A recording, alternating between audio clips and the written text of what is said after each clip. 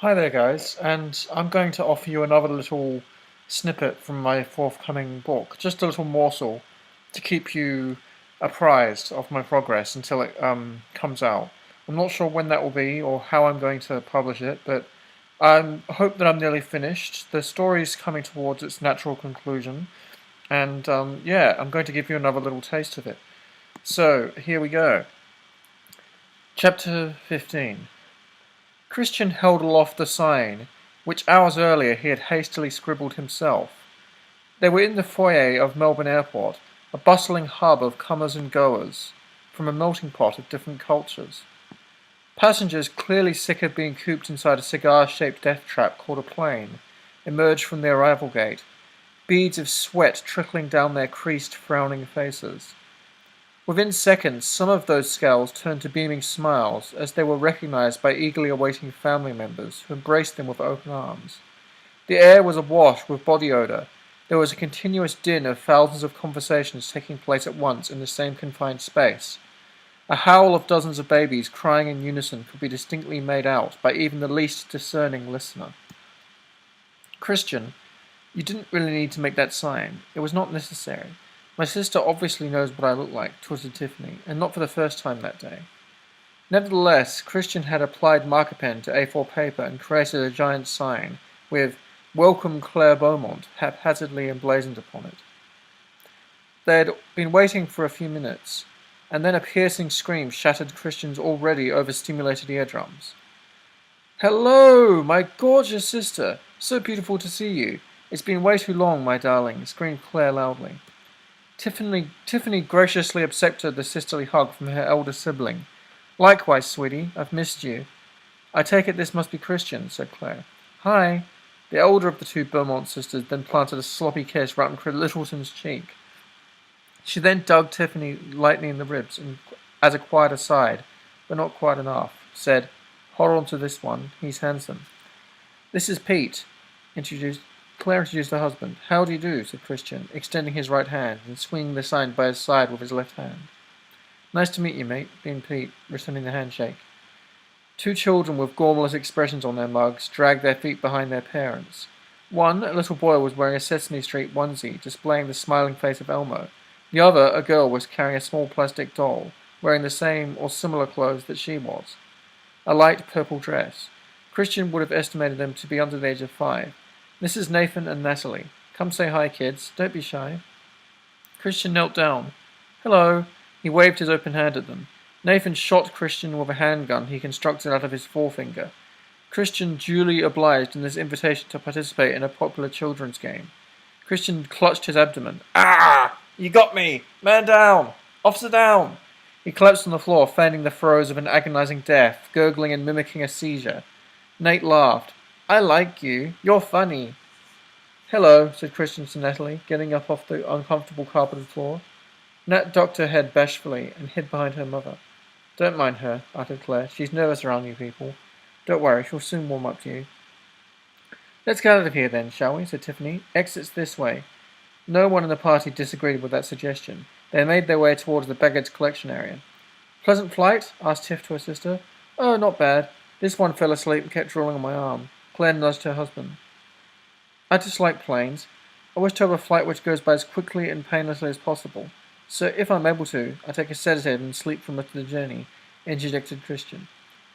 "Right on," said Claire, extending her open palm to Christian in the position traditionally known as a high five. He stared at it for a few awkward seconds. Why was this woman putting her hand in his face? What did she expect from him? What a bizarre gesture for a person to do so soon after they had just met you. He'd been on the planet of humans for several decades now, but couldn't quite understand their bizarre rituals. Claire withdrew her hand, a bit puzzled. "Shall we go and get a coffee once we've got your bags?" said Tiff. "Sure thing," agreed Claire. The sextet of people sat in one of the various coffee emporiums that lined Melbourne Airport, a mirage in a desert for a passenger who had been in a flying coffin for hours. Tiffany had ordered her favourite, a skinny latte. Pete sipped on a Coke for a straw. Claire drank a cappuccino with extra foam and chocolate sprinkles. Christian nursed an iced chocolate sundae with ice cream. The two kids had the same drinks as Christian. "So, how did you and Christian meet?" Claire spoke with enthusiasm and intrigue. Well, actually, Tiffany started, we met in a bookstore, finished Christian. I came in wanting to buy a book, a Jane Austen, who is possibly the most overrated author of all time, a frivolous sort of writer who indulged in fantasies of upper-class mothers trying to find husbands for their indulged daughters. And he did that, pretty much, said Tiffany, taking a plentiful gulp from the mug. I was trying to point you in the right direction, Christian defended himself. I was looking for a gift for Mother, explained Tiffany. I do hope your mother knows better than to indulge in the dubious world created by Miss Austen, sneered Christian.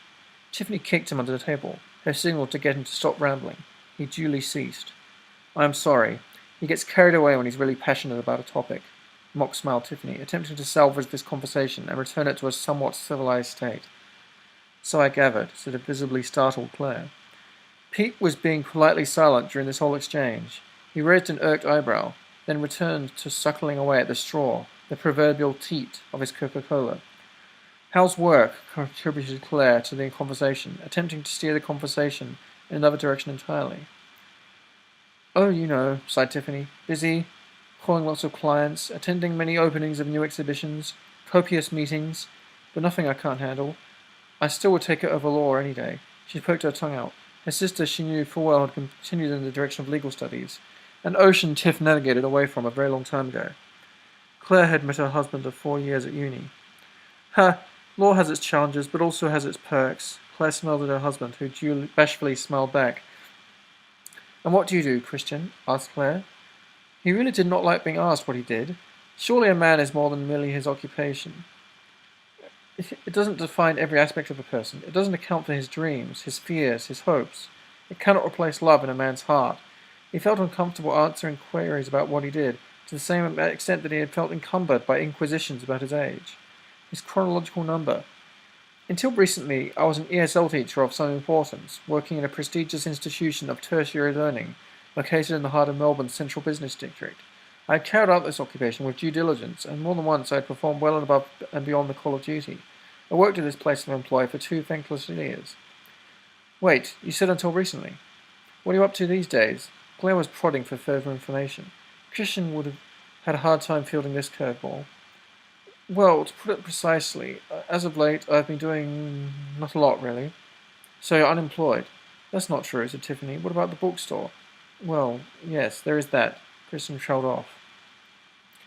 Later that afternoon, the party were strolling through Melbourne's luscious botanical gardens, a salubrious place brimming with fauna and a popular location for children to run amok, and for couples to bask in the sun in each other's arms and eat each other's faces off.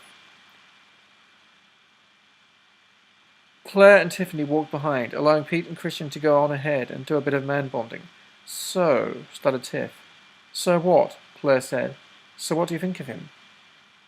Claire fell silent. She ummed and ahed more than Tiffany might have liked to hear. Tell me. We're not little children anymore. Let me know what you think. Tiff, my beautiful baby sister, I have to be honest with you. I don't like him.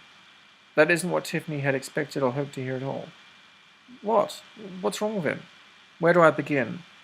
Look, I know you really like him, but I care about you, Tiffany. I want you to be happy.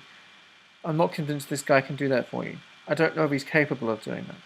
Tiffany and her elder sister had always been in close competition for their entire lives. Her father would set a question for debate every night at the dinner table, much to their mother's protests and eternal chagrin. Tiffany would absolutely thrash Claire in any debate. They had been in rivalry for the best parts in musicals and high school drama club, competitors for the most scoops of ice cream on the plate, rivals for the best boyfriends. Tiff always felt she was trying to keep up with the Joneses with her own sister. She loved Claire, but when her elder sibling announced her engagement several years ago, she felt the pressure upon her, an immense pressure to settle down with an appropriate husband herself. Claire, Tiffany, doesn't he seem a bit arrogant to you? A bit of a know-all? He can't help it. Sometimes he just gets a little intense about subjects he's interested in. It's just his nature. Also, he's a bit weird. He looks okay, but he doesn't seem to understand anything. No social skills whatsoever. Claire, he tries his best. He honestly isn't trying to be malicious. He just can't see how sometimes things he says harms people. Are you sure about this guy? Why couldn't you have stayed with Brad? You guys were such a cute couple. Brad was an asshole. You know it. We've been through this. I found new numbers from girls on his phone every week. Yes, but he was hot and loaded. And I suppose hotness is all that matters, or being loaded. I tell you, Christian is the sweetest, nicest, gentlest person I've met for a long time. He may have got some abrasive ages, but who doesn't, right? He's not perfect, but who is? It was in that very precise instant that Tiffany knew she'd truly understood the enigma that was Christian. She now understood how hard done by and how misunderstood he was, how quickly people cast aspersions on your character when they haven't even the most trivial knowledge of your struggle. Unique he was, guilty as charged on that count, but there was in him a childlike essence, a remnant of his blissful and innocuous past, a soft spirit who would much more be at home flying a kite or careening a remote-controlled car around a model racetrack, or helping himself to an ice cream soda, than stationed drone-like in a miserly office building.